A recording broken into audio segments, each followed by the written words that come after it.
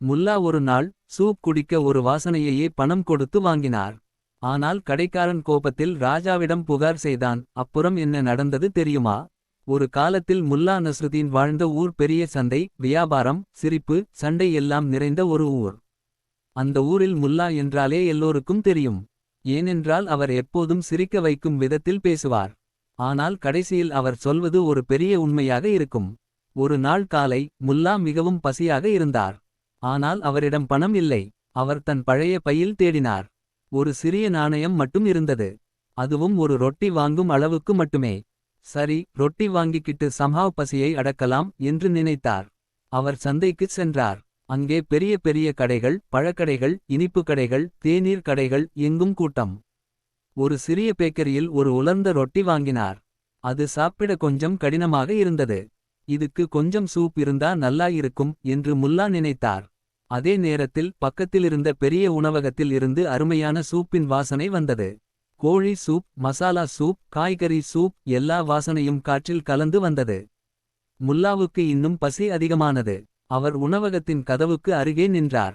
தன் ரொட்டியை எடுத்தார். சூப்பின் பாத்திரத்திலிருந்து எழுந்த வாசனை காற்றில் வந்து ரொட்டியில் படும் மாதிரி வைத்துக்கொண்டு மெதுவாக சாப்பிட ஆரம்பித்தார். அவர் சிரித்துக்கொண்டு, ஆஹா, ரொட்டிக்கு வாசனை சேர்ந்தாச்சு என்றார். அதை பார்த்த உணவக கடைக்காரன் கோபத்தில் சிவந்தான். ஏய் முல்லா, என்ன செய்கிறாய் என்று கத்தினான். முல்லா அமைதியாக, ரொட்டி சாப்பிடுறேன் என்றார்.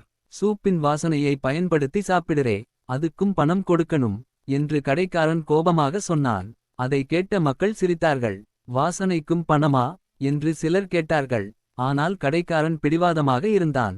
என் சூப்பின் வாசனையால்தான் அவன் ரொட்டி சுவையாக சாப்பிட்டான். அதுக்கு பணம் வேண்டும். முல்லா அமைதியாக சிரித்தார்.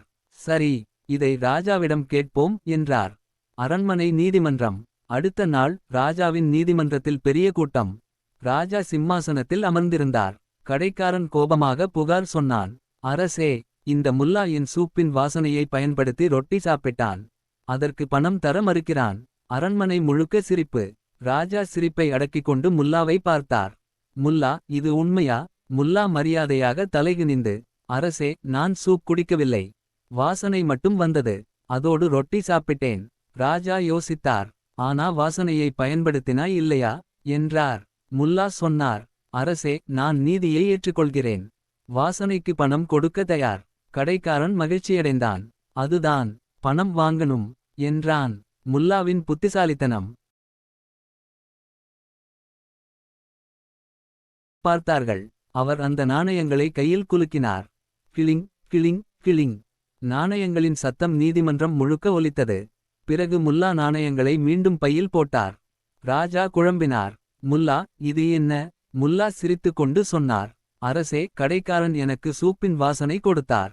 அதற்கு பதிலாக நான் பணத்தின் சத்தத்தை கொடுத்தேன். ஒரு நொடி நீதிமன்றம் அமைதியாக இருந்தது. பிறகு அனைவரும் சிரிப்பில் வெடித்தார்கள். ராஜா கூட சிரித்தார். கடைக்காரன் முகம் சிவந்து நின்றான். ராஜா சொன்னார், முல்லா சரியாக சொல்கிறார். வாசனைக்கு உண்மையான பணம் கேட்க முடியாது. வாசனைக்கு பணத்தின் சத்தம் போதும். அரண்மனை முழுக்க கைதட்டல். கடைசியில் நடந்தது. கடைக்காரன் வெட்கப்பட்டான். முல்லா வெளியே வந்தபோது குழந்தைகள் அவரைச் சுற்றி ஓடினார்கள். முல்லா, நீங்க ரொம்ப புத்திசாலி என்றார்கள். முல்லா சிரித்துக்கொண்டு சொன்னார், புத்திசாலித்தனம் என்றால் பெரிய விஷயம் இல்லை. பேராசை செய்யும் போது அதை கண்ணாடி மாதிரி காட்டணும். ஒரு சிறுவன் கேட்டான், அப்படின்னா பேராசை நல்லதில்லையா? முல்லா மெதுவாக சொன்னார், தேவைப்படுவது நல்லது. ஆனால் மற்றவர்களை ஏமாற்றி கூடுதலாக வாங்க நினைப்பது பேராசை. அந்த நாள் முதல் அந்த கடைக்காரன் யாரிடமும் அநியாயமாக பணம் கேட்கவில்லை. ஊர்க்குழந்தைகள் அந்த கதையை இன்னும் சொல்லிக்கொண்டே இருந்தார்கள். முல்லா ஒரு நாள் சூப்பின் வாசனைக்கு பணத்தின் சத்தம் கொடுத்தார். கதையின்